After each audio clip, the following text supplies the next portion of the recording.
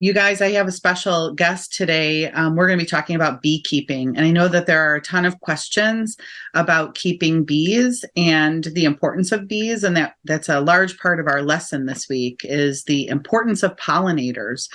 So Rhys is joining me today, who is a beekeeper. I am not a beekeeper, but Rhys is. So he can answer all of the burning questions that you guys have about beekeeping.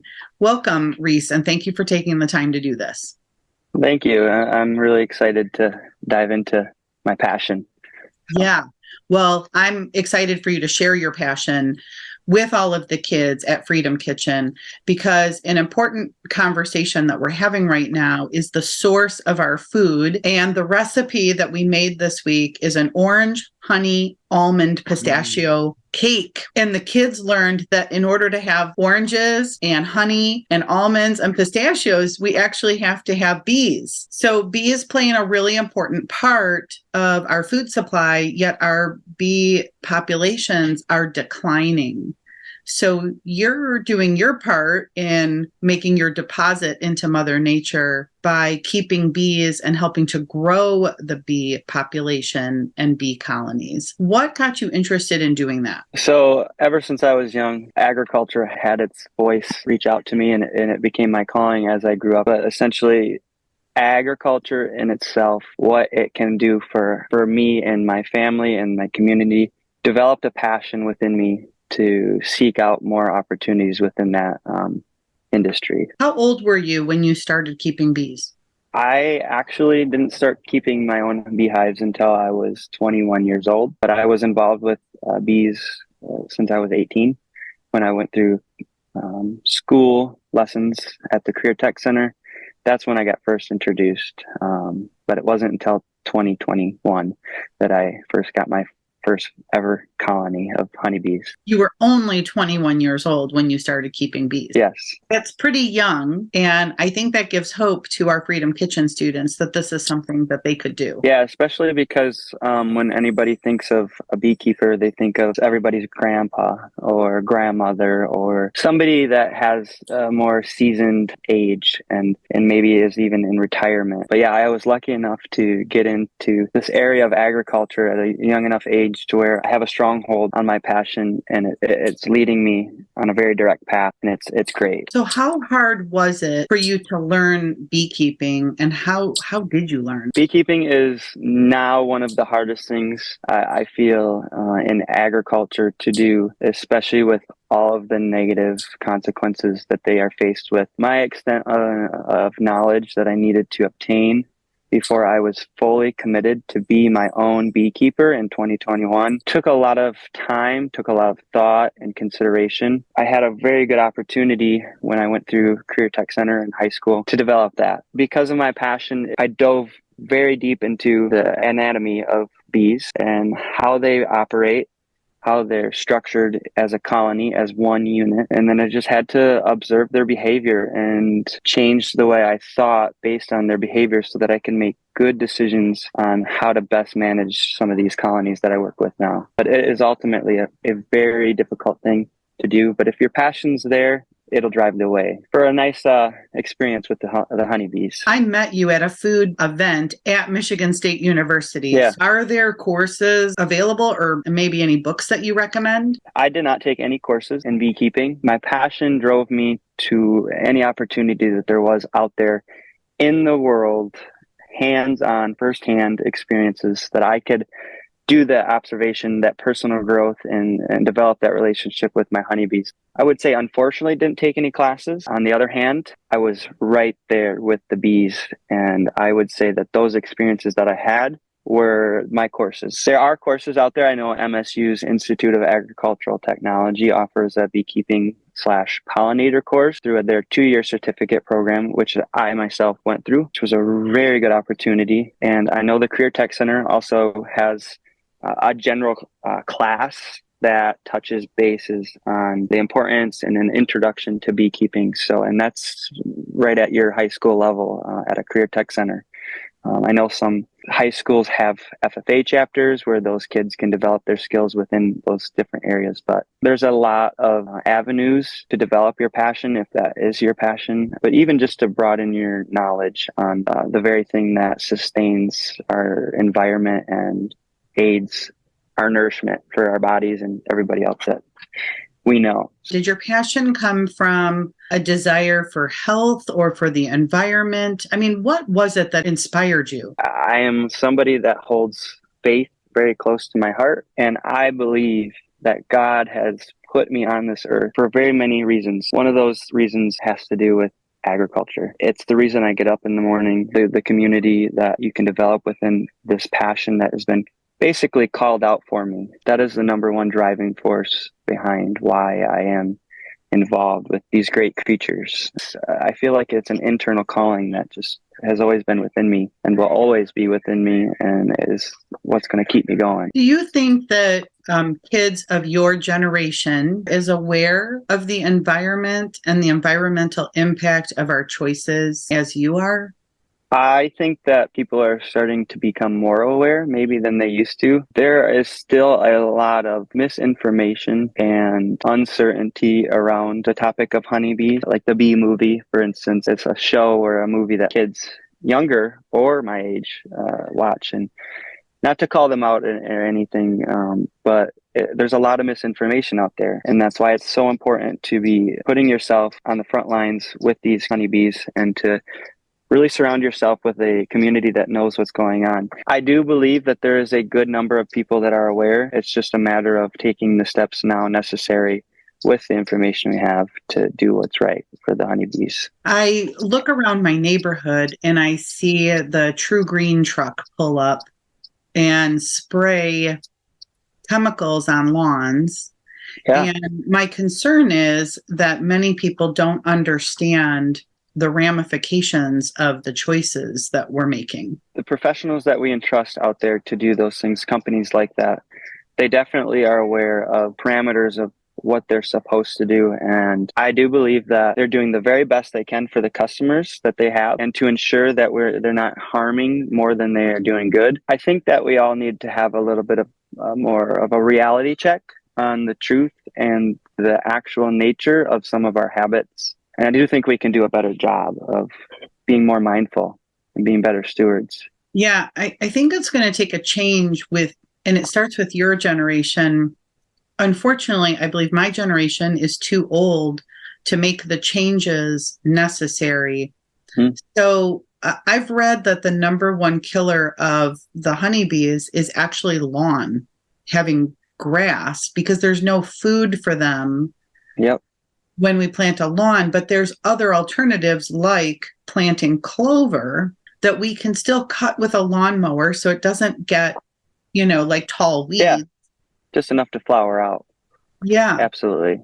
And that's one thing about some of the challenges with beekeeping in Michigan, specifically floral diversity, inclement weather, application practices, like you had speaked on previously. All of these driving factors, we have the ability to change through small behavioral habits that we become aware of, and we decide that we're going to take a different step, a better step towards being more conscious of our actions and the consequences or benefits even that they reap. And to talk on your generation's ability to change, I might kind of play devil's advocate in a way and say that it's your generation that has the path laid out for people like me and kids and other students, young adults to follow. But then with that comes, you have to have awareness, because you don't always want to follow the path that's laid out without being aware of the direction it's heading. So some of the mistakes that we've made or other more seasoned generations have made, we need to learn from them and cling close to your generation and generations like it before us, so that way we can make better educated decisions. And I'll give you an example. My mentor is 72 years old. I don't know what it is about him, but we have this connection as if we were from the same year and we were from the same passionate background. And when I feel that way with somebody that's several years older than I, it's a reassuring thing for not only him, but for me, that the path I'm on is the right one. So long as the steps I take are the best steps I can possibly make to my best knowledge. So by working together with that older generation and the younger generations, we can ensure that those decisions are better made together. So that way, when I lay a new path for the generation behind me, that they can do the same, and that eventually, hopefully, we can get to somewhere in this world where those changes we want to make are changes that we do make. Well, you just gave me a lot of hope and actually brought tears to my eyes, because I can see where we have erred in our ways, planting lawns, spraying weed killer, planting non-fruit bearing trees because we didn't want bugs. We didn't want insects. So we planted, I've planted 5 trees since I've lived in this house, and they're all non-fruit bearing. And I remember my husband saying, well, we don't want ants and flies and bees. And so we literally didn't plant anything fruit bearing. Yeah. How silly of us to not have edible landscaping. I mean, God gave us fruit-bearing trees and bushes,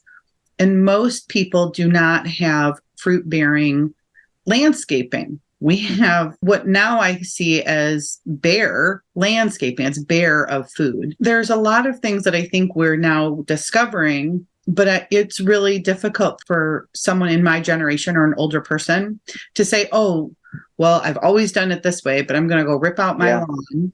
And so now I guess we get to share this learning with your generation, but very similar to the cooking classes I teach. It can be hard to go against the grain. I mean, when the whole world is going this way and you say, well, no, I want healthy food, clean food. I don't eat food dyes. Everyone thinks you're weird. Or crazy. Yeah. Superstitious, even sometimes. So if it's hard for a young adult to say, no, thank you, I don't eat food dyes. No, thank you, I don't eat MSG. No, thank you, I don't eat fast food because I know it's not real food.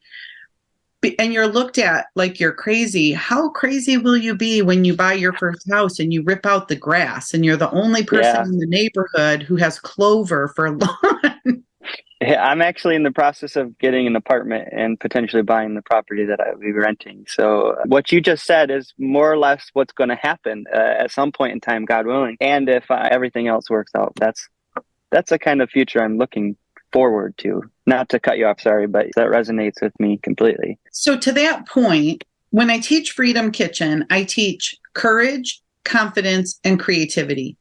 And I say through the process of cooking, you're also going to learn critical thinking. But the courage, confidence, and creativity come first. Maya Angelou said the greatest value that you can have is courage, because without it, you can't live any of your other values. So if you value healthy food, you're going to have the courage to tell somebody, no, thank you, I don't eat fast food, or I don't eat food dyes. I don't eat processed food. That takes courage. And that is much less courage than moving into a neighborhood that has lawns up and down the street and saying, I'm going to be the first one to rip out my grass. And I'm going to ask all my neighbors to stop spraying True Green because I want to keep a beehive in the backyard. And my neighbors don't know the impact, just like your friends don't know the impact of their food choices. Most people don't know the impact of the yard chemicals, lawn chemicals that they're using. And so this takes a lot of courage to be able to speak your truth. And I couldn't agree more with you, more specifically in my life right now. I've had to stand up for myself and show that courage in order to steadfast and stand behind my values.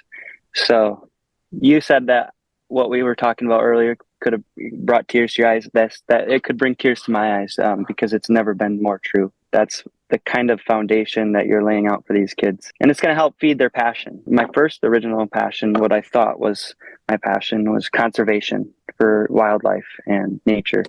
And my family shot it down. They said, you're never going to make any money. It's not worth it. Don't do that. It's so stupid. What are you thinking? You're nuts. You're out of your mind. So you know what I did? I took in what they had to say. I kept my values and my heart close to me, and it got me to agriculture. And when I told them that, they lost their lid. They thought, no, go back to conservation. You're crazy. Or you're going to have to work so hard in your life and you'll never make enough money to support yourself. And it's just, it's admirable, but you're even crazier than before. So, and now, and there's times that they still agree with that, what they have said, but I think that they are brought a certain amount of joy seeing how happy I am within where I am. And that's what means the most. And that's what's important. So you do the beekeeping as a side hustle, which we can still have a 9 to 5, right? Mm-hmm. Because we live in a world where, we have rent to pay and car payments. Yep. But you're able to keep bees and as your side hustle. And it not only feeds your soul and it gives you a creative outlet and it gives you an opportunity to contribute, but it can also be an income producing opportunity. Absolutely. When done in a sustainable way, through and through. That's a challenge. Beekeeping in a sustainable way, when faced with so many elements of damage, it can really put a kink in your chain when it comes to sustainability. While developing your passion and your awareness and connection or relationship with the honeybee, you begin to understand that they're making changes with all of the things that they're dealing with as well. Part of being a good beekeeper is observing that and changing within yourself so that the changes that you have to make and the bees have to make align with the trajectory that we are all hoping for, that it'll all get better and that we can start making better decisions to benefit these creatures. I can imagine that there's a startup cost and probably a learning curve. So I would never tell someone they're going to make money immediately. As with everything else, there's going to be a learning curve. But in addition to knowing that there is the possibility to make money from this, I have to believe that in the meantime, there is a reward knowing that you're making a deposit into nature and into Mother Earth, and that everybody really benefits by having increased bee colonies, because as we discovered cooking this week in Freedom Kitchen, we have to have bees to have food. Yeah. And so if you were to inspire other kids of your generation, what would you tell them about their contribution to the future? The way to drive this passion that you have, to withdraw some kind of reward from doing all that you do with honeybees. With our lives being so busy, and some of us, like myself, needing to work a 9 to 5, there are instances in life that are going to allow you to connect your passion with your community, your friends, and even the way you make money. By just trusting that your passion is what you need to be pursuing, your other skills that you have as an individual in the society that we live in, with our 9 to 5 jobs, there's connections everywhere. So this jar of honey costs $20. But there's ways to add value to this jar of honey. And that's what ultimately is going to help fund you and kind of help offset those startup costs, and what are going to make you thrive with all of the connections that you have out there in the world. Because there's so many different things within beekeeping that you can pursue to sustain your financial needs as an individual. Apitherapy, which is the use of honeybees and the products they produce to better your physical and mental health, down to the spoonful of honey you eat every morning, or in a soup or a tea, not a soup, excuse me, a coffee like I do.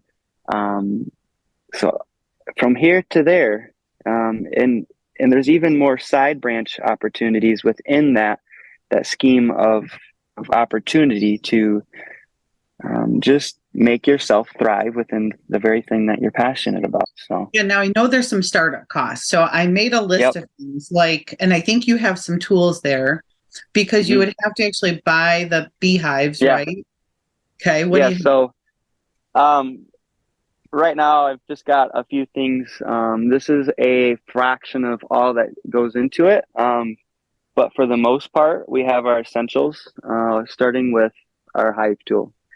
This allows us access into the hive and it's a tool that helps us manage the colony by getting in between frames. And frames, this is the component that means the most to the bees. This is where they're living. So this helps get into the hives and to access all of the living quarters that you need to be aware of within a given colony. So that's our first tool. Our second tool, and my least favorite tool, is a brush, because the bees don't necessarily like it when you brush them. You know, they're kind of like, "Hey, what are you doing, man? I'm kind of working here."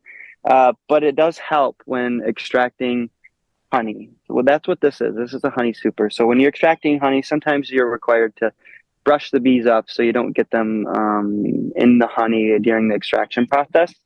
Our next important tool in keeping us safe as beekeepers is our smoker. So each smoker, and I only got one hand here, so I'll try to do my best, has a little chamber for adding fuel. You light your fuel, and then you want to do what you get a good cold smoke going. And when if you've never heard the term a cold smoke, it's a smoke that kind of lingers in the air, and it's not its driving force isn't heat, whereas normal smoke that we're aware of or used to, I mean, just rises to the top. We want to try to get a smoke that kind of settles into the hive so that the bees, what that does is it triggers an instinctive response, which is there's a fire. So we need to make preparations and get busy. We need to start eating honey just in case we need to evacuate our home. It's important to understand that smoke doesn't harm the bees, nor does it take them away from the responsibilities they have. It just kind of distracts them. A busy bee is a happy bee. That's what I always say. The best time to be in your hives is in the middle of the day when all the foragers are out. When there's more bees in the hive, there's more eyes on you. And that's not good because, you know, they're territorial. This is their livelihood that we're talking about here. The next very important thing, and the thing I often forget about, is gloves. So when we're in these hives, we typically are, you know, handling them with our hands, not just our hive tools. And there are some tools that can allow you to take a frame out without touching the frame at all. That essentially is going to keep you from getting stung in the hands. And trust me, it is so worth it to keep your hands covered. I've been stung plenty of times. The next thing, and I would say is also one of the most important things, is the bee suit. So the bee suit is what gives you a protective layer, and the veil specifically keeps the bees away from your head. So this isn't a sting-proof suit. There are some that are more sting-proof than others, but it's simply a garment. It's also, you notice it's white, because white's a very neutral, calm color. The honeybees aren't faced with a lot of predatorial responses with that color, whereas black, bright colors because of the floral attraction, but black and brown specifically because of the fact that bears are what are going into the hives, tearing everything apart and stealing all the work that the bees put in to produce the honey that we have. But ultimately, that's why brown and black are not good colors to be going out into your hives with. So, but this is my bag. So you got to have something to carry all of these tools, because if you're anything like me, I leave things everywhere. So there's times when if I don't have this, I'm kind of lost. And it's kind of a mess in there right now. So I'll just kind of pull out some of the tools I have. But this is a queen painting chamber or cage, a queen clip. So a queen clip is what protects the queen when you need to handle her, rather than just pinching her wings or thorax. Sorry, we never pinch or we never grab her by the wings. We always grab by the thorax. I need to make that clear because it's very important never to damage her wings. So she goes in there, she closes up. Her worker bees can go in and out sometimes, depending on what kind of clip you have. But they're able to feed her through the little slits that are in here. So how often do you have to go out and visit your hives? Like, what is the time commitment to maintain a hive? Well, my mentor says if you don't take care of your bees before you eat your supper, you're a horrible beekeeper. So it varies from beekeeper to beekeeper. Now, there is a standard limitation on how often you should be in your hives, typically no more than 4 or 5 times within a 2-week span, just because, and I don't know if I'll be able to show you very well. There we go.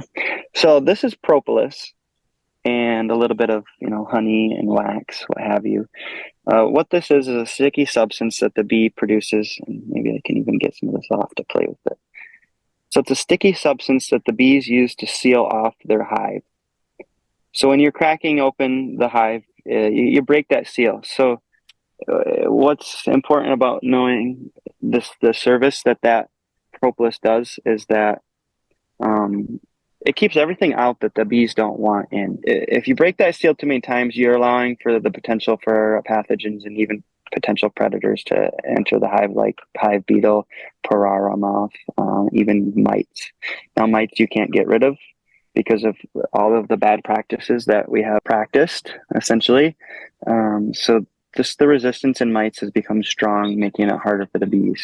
It is a time commitment to the fullest, in the sense that you have to care for these bees as much as you care for a pet. And that aligns with animal husbandry, even though we don't consider honeybees as livestock or animals. With the way that we use them, they are. It is a creature that serves a purpose for our benefit. Therefore, we need to commit a lot of our time and energy, just as any other pet or livestock animal that you might have. But it is doable, and you can balance your busy lifestyle and beekeeping, as long as you're passionate and you understand that the respect and relationship needed to do so. Okay, good. So we clarified that there is a time commitment. So we can't just stick a beehive in our backyard and forget about it. Not anymore. 1900s, maybe even before that, my mentor was telling me. So this is, again, knowledge that I would not otherwise know. They had a beehive. They put it out there. They let it do their thing for an entire season. Maybe go in there once or twice during the 3 months of the summer, and they'd harvest their honey and they'd be done. They wouldn't even treat, because there wasn't a need for it back then, until some of the consequences that we've made, or even just some of the environmental conditions changing. Then we became required to do some more stuff. So that's why I say it's harder now than it ever was. Which really speaks to the importance. I mean, it's more important now than it ever was because of the decline in our environment and the quality of our food. And that's why I'm encouraging all of our Freedom Kitchen students to think about what is their contribution, because I think everyone has to take some amount of responsibility, personal responsibility. I've been teaching the concept lately of chop wood, carry water. It's a Zen proverb that says everyone needs to take personal responsibility. So instead of getting caught up in all the millions of things that society tells us, well, I have to go do all these things. Many of those things are not as important as chopping wood and carrying water. Just like I teach in my cooking classes, creativity over convenience. Every time we choose a convenience food, or we choose a task, anything out of convenience, someone else has done it for us. We have no opportunity to be creative and do things different or leave our mark on anything, but we're giving our power away. Every time we choose convenience over creativity, we are giving our power away. And what you're doing is you're taking your power back, and you're chopping wood and you're carrying water, and you're making a deposit into nature and into Mother Earth and into your future food supply. Everybody has to realize your food is at stake. If we have no bees, we have no food. I'll even confess a little bit as far as what you just said. I am guilty of allowing the conveniences in my life to disrupt what matters most and what I need to do. I've developed this saying that complacency is the number one killer of change and growth. Looking back on it a little bit further, my coach was the one to originally say this when we were playing soccer. You tell me, Rhys, if you're going to just be complacent with the way you are playing this sport, you just expect to sit on the bench all season. Because if you don't want to do what it takes and to force yourself to change, even though it's uncomfortable, this is the result you're going to expect. So wake up, do better, think about what you need to change, and you can expect to be out in the field. And I did. I know I didn't get as far as maybe he wanted me to do, but I got most improved player at the end of the season. And it was because he instilled that thing in me. And I continue to carry that with me till this day, until the day I forget to remember, which I hope to God it never happens, because that is one thing society does best, is it distracts us by keeping us complacent with those distractions to inhibit our growth and to inhibit the change we need to make within ourselves. Well, I think you're going to inspire a lot of students and young adults. And what I think will be beneficial is for you to become a mentor. Just as you have a mentor, it's time for you to step into that mentorship and leadership role, especially for your generation and the kids coming up behind you. So if you're open to it, I would love to do more videos with you, because I think we just scratched the surface today. Oh, yeah.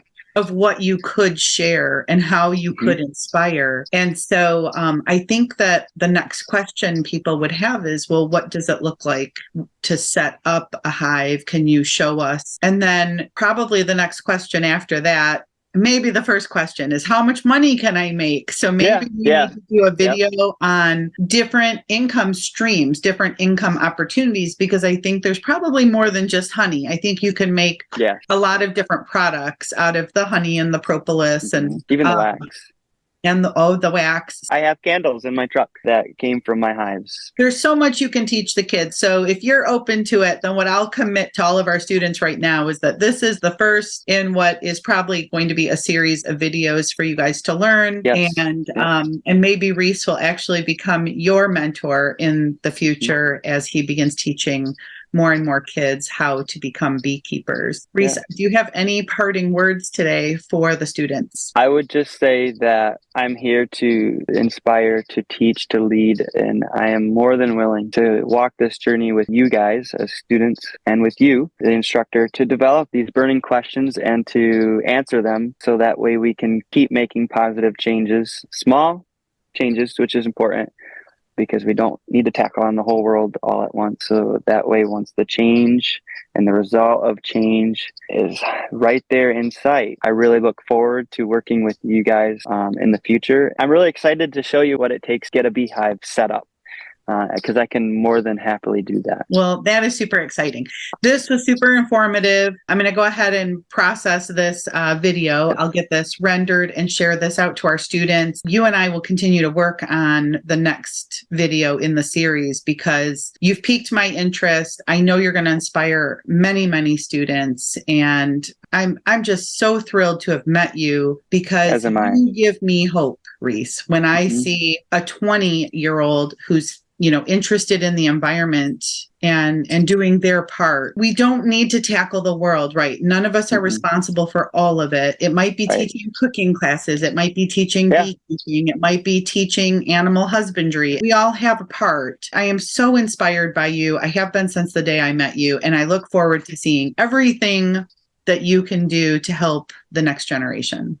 Trust me, it brings a lot of joy to hear that from you, because like I said, it reassures that the journey I'm on is the journey I'm going to stay to, because it's the right journey. So meeting you has been a very great blessing. I really appreciate you stepping up and taking responsibility for my future, if I dare say so, because the things that we're doing today and what we will continue to do. Yes, you're amazing. Cool. All right. Until next You are too. So I'm excited Thank you. to keep going with this. I love you, kids. Just love you.